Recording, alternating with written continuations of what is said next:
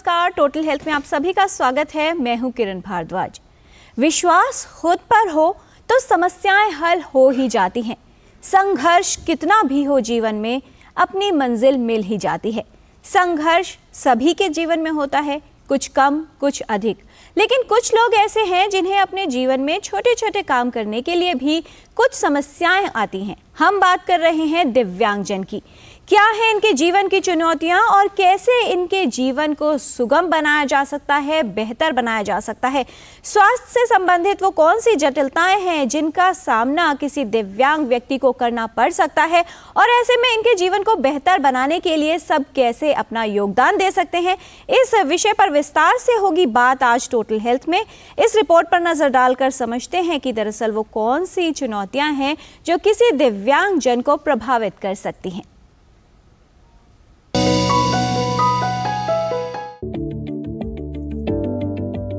दिव्यांगजन वो लोग जो विशेष रूप से सक्षम हैं, जिनके जीवन में कई चुनौतियां रहती हैं। किसी दुर्घटना, चोट या बीमारी होने पर या किसी अन्य कारण से व्यक्ति का जीवन प्रभावित हो सकता है। जन्मजात विकृति या जन्म से शरीर का कोई भाग कार्य न करे। इसके अलावा रीढ़ की हड्डी की चोट लगने पर भी गंभीर अवस्था उत्पन्न हो सकती है।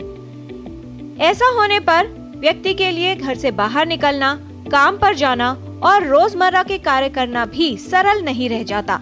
साथ ही इन्हें कई तरह की स्वास्थ्य समस्याओं से भी जूझना पड़ता है। भारत सरकार और कई गैर सरकारी संगठन भी दिव्यांगजन के लिए कार्य कर रहे हैं। चिकित्सा व्यवस्था और पुनः स्थापन विभाग के सहयोग से दिव्यांग को मदद मिलने पर सकारात्मक बदलाव लाया जा सकता है। इस सहयोग, सही मार्गदर्शन और पुनः स्थापन के लिए इनके जीवन में आशावादी दृष्टिकोण ला पाना संभव है। इनकी जरूरतें भले ही अलग हों और इनके जीवन में अनगिनत मुश्किलें क्यों न हों, लेकिन इन्होंने हिम्मत नहीं हारी। आज दिव्यांग न सिर्फ मुख्य धारा में शामिल हो रहे हैं, बल्कि महत्वपूर्ण क्षेत्रों में भी अपनी उपस्थिति दर्ज कर रहे हैं। दिव्यांगजन हम सभी के लिए आशा और हिम्मत की एक मिसाल हैं। किरण भारद्वाज, डीडी न्यूज।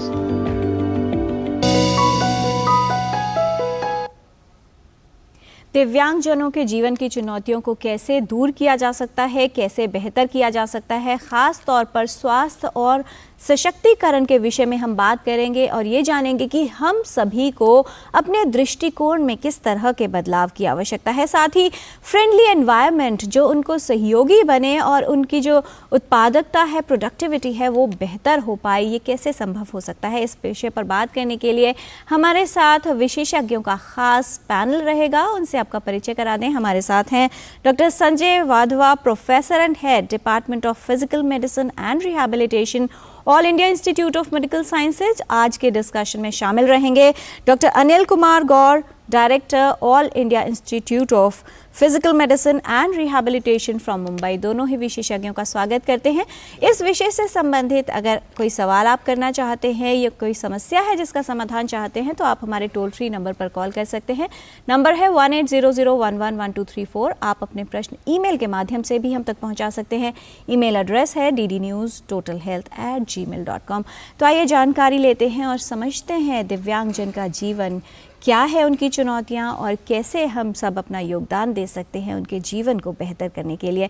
सबसे पहले डॉक्टर संजय वाधवा, आपसे समझ लें कि हमारी जो मुश्किलें होती हैं, एक किसी भी व्यक्ति की बात की जाए, छोटी छोटी दैनिक दिनचर्या के जो कार्य होते हैं, कभी हमारा ध्यान भी उनकी तरफ नहीं जाता कि कोई काम कैसे किया जाएगा। घर सुबह उठने से लेकर घर से बाहर निकलने तक और वापस घर लौटने तक कई तरह की चुनौतियां हैं जिनका सामना दिव्यांगजनों को करना पड़ता है। किसी एक दिव्यांगजन का जीवन कितना चुनौतीपूर्ण और कितनी बड़ी समस्या आप मानते हैं जिस पर ध्यान देने की आवश्यकता है? देखिए, दिव्यांगता जो है वो यूनिवर्सल है। किसी को भी किसी भी आयु में चोट लग सकती है, कोई बीमारी हो सकती है जिसका परिणाम दिव्यांगता या डिसेबिलिटी भी हो सकता है। तो हमें ये जानना है कि जब तक हम सक्षम हैं, अपने शरीर का, अपने अंगों का पूरा ध्यान रखें और डिसेबिलिटी को प्रिवेंट करें जी। क्योंकि जब डिसेबिलिटी किसी को होती है तो उसके अंग कौन से प्रभावित हैं उसके अनुसार उसकी कुछ कार्य करने की क्षमता में बदलाव आता है। जैसे अगर किसी को आँखों में चोट लगी या कैटरैक्ट हो गया तो उसका देखने की क्षमता कम हो जाती है। किसी को कान में कोई तकलीफ हुई जिसकी वजह से उसका सुनना कम हो गया, या किसी को पोलियो हो गया बचपन में या बाद में दुर्घटनावश और एक्सीडेंट की वजह से एम्पुटेशन हो गया, आर्थराइटिस हो गई या पैरालिटिक अटैक हो गया, तो उससे मूवमेंट रिलेटेड डिसेबिलिटी हो जाती है। तो उसके अनुसार हमें उसके लिए योजनाबद्ध तरीके से रिहेबिलिटेशन प्रोग्राम बनाना होता है, और ये जो प्रोग्राम है उसकी असेसमेंट के आधार पर तय होता है, जिसमें उस व्यक्ति की स्वयं की भागीदारी बहुत प्रमुख होती है। तो जो रिहेबिलिटेशन रिलेटेड कार्यक्रम है उसमें वो पैसिव रेसिपिएंट नहीं होता, ये कोई चैरिटी का काम नहीं है, उसमें वो एक्टिव पार्टिसिपेंट होता है। उसके लिए हमें उस व्यक्ति को एजुकेशन देनी होती है कि इस बीमारी या दुर्घटना के बावजूद कैसे वो अपने कार्य सुचारू रूप से कर सकते हैं।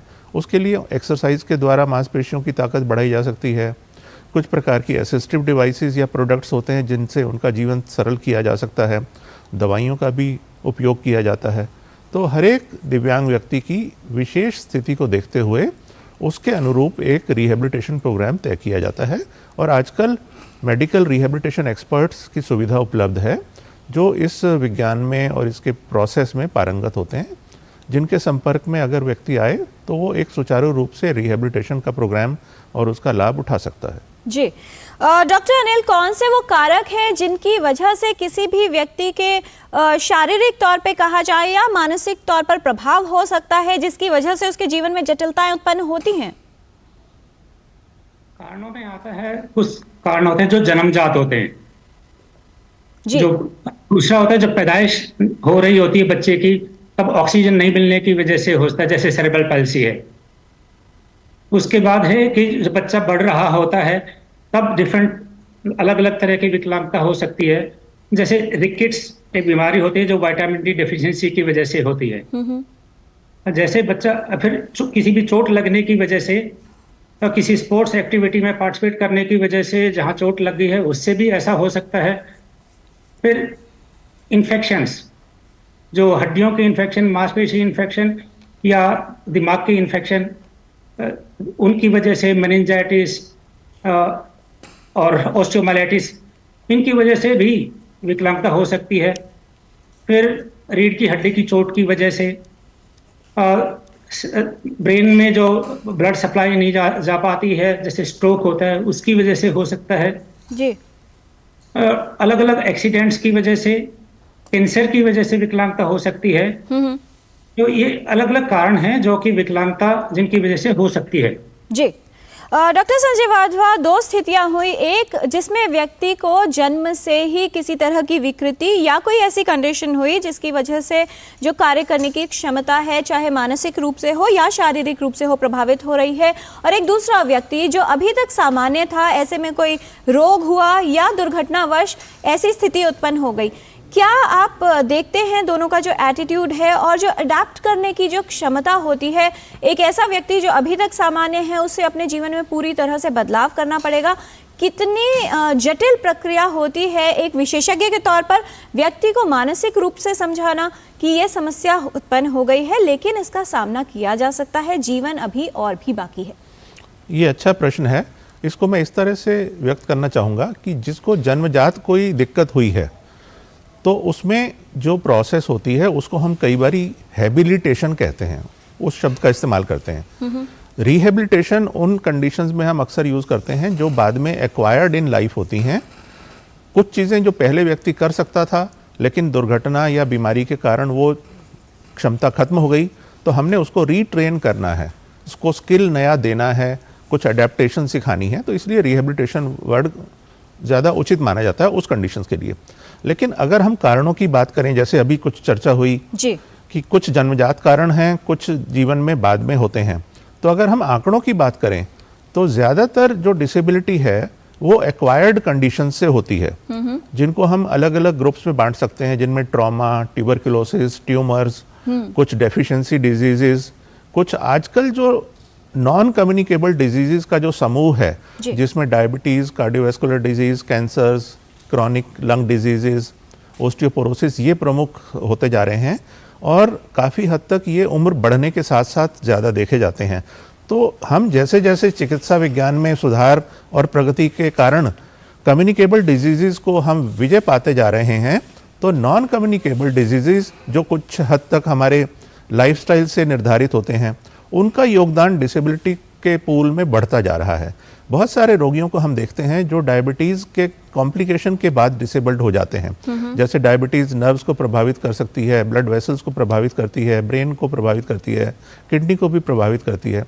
तो ये जो एक्वायर्ड कंडीशंस हैं, नॉन कम्युनिकेबल डिजीज़ हैं, उनमें भारत में डायबिटीज़ के मरीजों की संख्या बहुत तेज़ी से बढ़ी है जी। और कार्डियोवैस्कुलर डिजीज़ भी बहुत हैं और कई प्रकार के कैंसर्स भी बहुत बढ़ गए हैं। जैसे जैसे लोगों की आयु बढ़ रही है, ज़्यादा लोग बहुत देर तक जीवित रहते हैं और बहुत सारा समूह जीरियाट्रिक पॉपुलेशन का यानी 60 साल से अधिक लोगों का है। जी डॉक्टर संजय वाधवा, बहुत सारे ईमेल्स हमारे पास आ गए हैं। सुभाष जी हैं, वो ये कह रहे हैं कि थैलेसीमिया से ये प्रभावित हैं, थैलेसीमिक हैं, तो थैलेसीमिया मेजर है इनको, तो किस तरह से इनको सहायता मिल सकती है? हम चाहेंगे आप जो हमारे तमाम व्यूअर्स हैं उनके लिए ये ज़रूर स्पष्ट कर दें, क्योंकि अब बहुत सी कंडीशंस और हैं जिनको दिव्यांग की श्रेणी में डाला गया है, जिससे बहुत सा सहायता और सहयोग भी व्यक्ति को प्राप्त हो सकता है। वो कौन सी कंडीशंस हैं मुख्य तौर पर कोई व्यक्ति ये जान ले, जिसमें सर्टिफिकेट इशू किया जाता है और ये श्रेणी दी जाती है कि दिव्यांग है तो इनको जो इनकी नीड्स हैं उनके अनुसार ही सहयोग दिया जाए।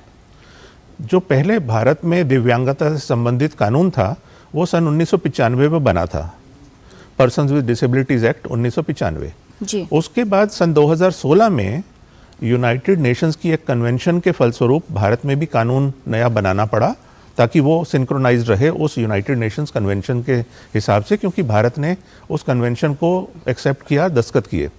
तो जो नया कानून बना है उसमें 21 स्पेसिफाइड डिसेबिलिटीज लिखी गई हैं और आपने बिल्कुल सही कहा कि उसमें 3 कंडीशंस ऐसी हैं जो ब्लड रिलेटेड डिसऑर्डर्स हैं, थैलेसीमिया, सिकल सेल एनीमिया और हीमोफीलिया, जो पहले इस श्रेणी में नहीं आते थे।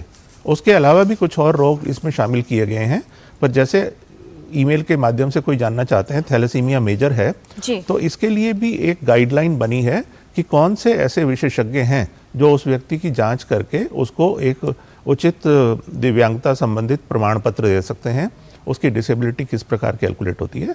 तो जब कोई व्यक्ति डिसेबिलिटी सर्टिफिकेट प्राप्त करता है और ये कानून के द्वारा तय किया गया है कि 40% या उससे अधिक जब डिसेबिलिटी होती है तो वो अधिकतर गवर्नमेंट रिलेटेड स्कीम्स का भागीदार बन सकता है और लाभ उठा सकता है। जी डॉक्टर अनिल गौर, बहुत बार ऐसा देखा गया कि अगर कोई बच्चा है जिसे किसी तरह की लर्निंग डिसेबिलिटी या कोई और समस्या है तो उसको स्कूल में एजुकेशन में बहुत दिक्कतें आ रही थी, लेकिन जागरूकता का स्तर किस तरह से बढ़ रहा है और कैसे सहयोग दिया जा सकता है? क्योंकि बहुत सारे ऐसे लोग हैं जो ये सोचते हैं कि अगर इस तरह का प्रभाव किसी बच्चे पर है तो शायद उसको एक स्पेशल स्कूल की रिक्वायरमेंट होगी।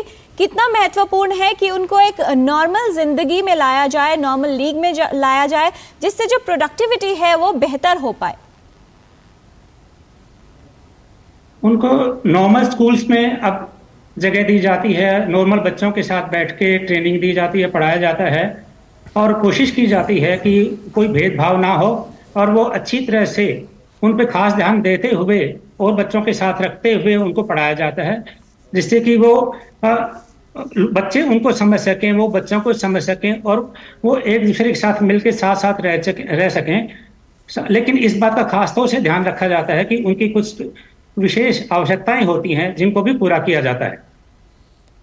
जी डॉक्टर संजय वाधवा, शुरुआत से ही बात कर लेते हैं। बचपन से लेकर एजुकेशन की बात है, एम्प्लॉयमेंट की बात है और मेन स्ट्रीम में उनको सेटल करने की बात है। किस तरह से प्लानिंग होनी चाहिए और सबका नज़रिया, कितना उसमें बदलाव की आवश्यकता है सहयोग के तौर पर, और उनके साथ के लिए क्या क्या उपाय किए जा सकते हैं? यहाँ सबसे पहले मैं ये एम्फेसाइज करना चाहूँगा कि जो दिव्यांगजन हैं, चाहे वो बच्चे हों, चाहे वयस्क हों, चाहे बुजुर्ग हों, उनकी आवश्यकताएं भी वही हैं जो उन लोगों की हैं जिनमें कोई डिसेबिलिटी नहीं है। तो जैसे एक सामान्य बच्चे को शिक्षा की ज़रूरत होती है, दिव्यांग बच्चे को भी शिक्षा की ज़रूरत होती है। तो कानून जो बना है उसके बहुत सारे प्रोविजंस हैं, सेक्शंस हैं, जिसके अकॉर्डिंगली एजुकेशनल इंस्टीट्यूशंस को इंक्लूसिव बनाना है ताकि बच्चा डिसेबिलिटी के बावजूद शिक्षा हासिल कर सके। उसके लिए हो सकता है विद्यालय में और उसके बाकी हिस्सों में कुछ परिवर्तन करना पड़े ताकि बच्चा आसानी से आ जा सके, पढ़ाई हासिल कर सके। और एक नया क्लॉज है इस नए कानून में जिसको हम कहते हैं रीजनेबल एकोमोडेशन। ये बहुत महत्वपूर्ण क्लॉज है कि अगर किसी दिव्यांग व्यक्ति को, बच्चे को या वयस्क को किसी कार्य करने में दिक्कत है तो उसको एक्सक्लूड ना करके उस संस्थान को कुछ एकोमोडेट करना पड़ेगा उस व्यक्ति को विद इन रीजनेबल वेज, ताकि वो शामिल हो सके। रिजेक्ट करने का कोई ग्राउंड नहीं देखना हमने, डिसेबिलिटी के कारण कोई डिस्क्रिमिनेशन नहीं होना चाहिए। एडल्ट्स हैं इस प्रकार, जैसे पुराने कानून में 4% रिजर्वेशन होता था शिक्षक संस्थानों में और 3% रोजगार में। नए कानून में 5% हायर एजुकेशनल इंस्टीट्यूशंस में रिजर्वेशन किया गया है फॉर डिसेबल्ड पर्सन्स और 4% नौकरियों में रिजर्वेशन किया गया है, यानी पहले से बढ़ा दिया गया है। और उसके कई मापदंड हैं और दिव्यांग व्यक्तियों को, बच्चों को उचित सर्टिफिकेट के माध्यम से इनका लाभ मिल सकता है। जो प्लेस ऑफ वर्क है उसमें भी कोई परिवर्तन करना पड़ सकता है। जैसे कहीं अगर किसी को दूसरी मंजिल पर ऑफिस है, हो सकता है उसके लिए रैंप बनाना पड़े, लिफ्ट की व्यवस्था करनी पड़े। और जिनको कम्युनिकेशन रिलेटेड डिसेबिलिटीज़ हैं उसमें कम्युनिकेट करने के लिए भी उचित परिवर्तन करना पड़ता है। तो एक सुगम्य भारत अभियान शुरू हुआ था राष्ट्रीय स्तर पर, जिसको एक्सेसिबल इंडिया कैंपेन कहते हैं।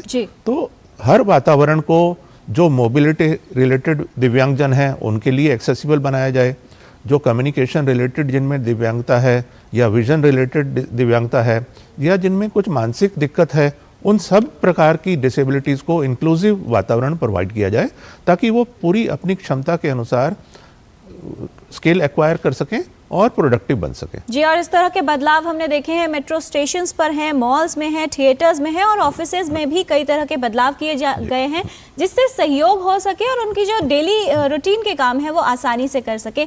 फिलहाल प्रयागराज से एक कॉलर है हमारे साथ, हरिहर प्रताप है फोन लाइन पर। प्रताप जी, स्वागत आपका टोटल हेल्थ में, सवाल पूछिए।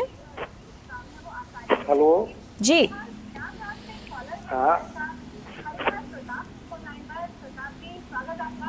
अपने टीवी की आवाज कम कर दीजिए और क्या जानना चाहते हैं आप? ऐसा बात मेरे चोट लग गई थी हड्डी में रीढ़ की जी। तो पेशाब नहीं करती, वो रुक गई है, तो मतलब वो करना पड़ता है। कितना समय पहले चोट लगी थी आपको प्रताप साहब? 8 वर्ष। जी। लोअर लिम्ब इनके काम नहीं करते हैं। डॉक्टर संजय वाधवा, इसमें ये देखना होता है जांच के द्वारा कि कितनी कमी है ताकत में और क्या ताकत की कमी के साथ साथ क्या सेंसेशन भी कम है, क्या यूरिन का कंट्रोल भी कम है। तो जब हम जांच लेते हैं तो उसके अनुसार हम फिर रिहेबिलिटेशन प्रोग्राम बनाते हैं। तो रिहेबिलिटेशन का पहला जो स्टेप होता है वो है इवेल्युएशन, व्यक्ति की असेसमेंट, उसकी जो दिक्कतें हैं उसका असेसमेंट और उसकी क्षमता जो है जिसको हम फर्दर विकसित कर सकते हैं उसकी असेसमेंट, और उसके रिसोर्सेज क्या हैं उसकी असेसमेंट। कई बार हम वातावरण में भी बदलाव करते हैं और ये सब भी तय होता है इवेल्युएशन के बाद। इसमें हम इलाज के तौर पर इनको एक्सरसाइजेज भी बता सकते हैं कि जो मांसपेशियां ताकत से और सुधारी जा सकती हैं एक्सरसाइज के द्वारा, उनको एक्सरसाइज का लाभ मिल सकता है। कुछ असिस्टिव डिवाइसेस जैसे हमने बताया है उसका लाभ मिल सकता है ताकि चलने फिरने की क्षमता बढ़ जाए। एक सबसे साधारण मोबिलिटी एड जो होती है वो होती है वॉकिंग स्टिक और दूसरे एंड पर होती है एक व्हील चेयर। तो उचित चुनाव के द्वारा हम व्यक्ति की मोबिलिटी की क्षमता में बहुत सुधार कर सकते हैं। जी, शायद डॉक्टर अनिल, ये जो हमारे व्यय थे ये भी जानना चाह रहे थे कि शायद यूरिन कंट्रोल भी इनका प्रभावित हुआ है, तो अगर रिहैबिलिटेशन प्रोग्राम्स होते हैं और इनको ट्रेन किया जाता है, क्या उसके लिए भी कुछ किया जा सकता है? यूरिन कंट्रोल अक्सर जब जैसे स्पाइनल कॉर्ड इंजरी होती है उसमें जो मरीज होता है वो अपना यूरिन कंट्रोल खो देता है या उसका कंट्रोल कम हो जाता है। उस कंट्रोल को अचीव करने के लिए अलग अलग तरह के इलाज होते हैं, उसका खास तौर से ध्यान रखा जाता है और किस तरह का कंट्रोल लूज किया है उसने, किस तरह का कंट्रोल उसके पास अवेलेबल है, उसको देखते हुए क्या कि उस कैथेटराइज करके रखना है, नली डाल के रखनी है, या उसको एक लगातार कैथेटर ना डालने की बजाय बार बार कैथेटर डालने की जरूरत है, या उसको कोई ऑपरेशन करके कुछ ऐसा पेशाब के रास्ते को किया जा सकता है जिससे कि उसको बार बार कैथेटर ना डालना पड़े। ज़्यादातर मरीजों को कैथेटर बार बार डालने की जरूरत पड़ सकती है, या कुछ मरीज होते हैं जिनको अपना पेट से नीचे की स्थिति से दबा के कभी कभी यूरिन निकालने की आदत पड़ी होती है, वो उससे भी मैं हैं। जी, जब आप रिहैबिलिटेट करते हैं किसी भी ऐसे व्यक्ति को, तो जो पहला आपका एम होता है वो क्या रहता है? क्योंकि सबसे ज्यादा जो समस्या होती है उसका दैनिक जीवन प्रभावित हो रहा है, जो रोजमर्रा के छोटे छोटे कार्य हैं वो करने में भी कठिनाई है, और ऐसे में व्यक्ति खुद को बोझ समझने लगता है कि शायद कोई छोटा काम करवाना है उसके लिए भी मुझे किसी को बोलना पड़ेगा। उसमें अलग अलग स्टेजेस में काम किया जाता है। पहले देखना होता है कि क्या मरीज का किस लेवल तक अपने काम खुद कर सकता है। क्या वो बेड में टर्न कर सकता है, क्या वो खड़ा हो सकता है, बैठ सकता है, खड़ा हो सकता है, चल सकता है। जो जो वो काम नहीं कर सकता उस पर खासतौर से ध्यान दिया जाता है, और उसमें उसको ट्रेनिंग दे के, कोई किसी ऑपरेशन की जरूरत होती है, किसी एक्सरसाइज की जरूरत होती है, तो उसको इस लायक बनाया जाता है। जैसे रीढ़ की हड्डी की चोट है, गर्दन में चोट लगी है, वो पर्सन को बैठने में ही दिक्कत, पहले टर्न करने में, बिस्तर में जब लेटा हुआ है करवट लेने में दिक्कत हो सकती है, फिर उसको बैठने में दिक्कत हो सकती है, तो उसको ट्रेन किया जाता है धीरे धीरे। उसके लिए ब्रेसेस की जरूरत भी हो सकती है, जो कि उसको सर्वाइकल सपोर्ट की जरूरत पड़, कमर में ब्रेस लगाने की जरूरत पड़ सकती है। और उसके बाद उसको खड़ा करके, अगर उसके हाथ अफेक्टेड हैं, जैसे कि गर्दन की चोट में हो, तो हाथ से काम करने के लिए ट्रेन किया जाता है। उसमें कुछ मसल्स काम कर रही होते हैं, कुछ नहीं कर रही होती हैं। जब कुछ मसल्स काम नहीं कर रही होती हैं तो टेंडन ट्रांसफर, मसल्स को एक जगह से दूसरी जगह लगाकर जो सर्जरी के जरिए किया जाता है, तो तरह से हाथ को काम करने लायक बनाया जाता है, जिससे कि वो अपनी दिनचर्या के काम कम से कम कर सकें। जी, तो समस्या जो भी हो, मुख्य जो ध्यान है वो इस बात पर दिया जाता है कि सबसे पहले व्यक्ति को इंडिपेंडेंट या सेल्फ डिपेंडेंट बनाया जा सके, जिससे वो अपने रोजमर्रा के कार्य सामान्य तौर से कर सके। कुछ और जानकारी लेते हैं दिव्यांग जनों के विषय में, और ये जानते हैं विशेषज्ञों से कि सभी का सहयोग और योगदान क्या होना चाहिए। रैपिड फायर क्वेश्चंस राउंड लेंगे, छोटे सवाल और छोटे जवाब, कुछ भ्रमों को दूर करने की भी हम कोशिश कर रहे हैं। पहला सवाल डॉक्टर संजय वाधवा आपसे, क्या दिव्यांग जन का जीवन सिर्फ चुनौतीपूर्ण और दर्द से भरा होता है? जी नहीं। डॉक्टर अनिल, बहुत से लोग ये मानते हैं कि सिर्फ जो लोग चल नहीं सकते या हाथ पैरों में दिक्कत है वही दिव्यांग की श्रेणी में आते हैं। ऐसा नहीं है, दिव्यांगता बहुत तरह की हो सकती है। जैसे दृष्टि, अगर प्रॉब्लम है, दृष्टिहीनता, कम दिखाई देता है, जिसको दृष्टि बाधिता भी कह सकते हो आप, सुनने में दिक्कत हो सकती है।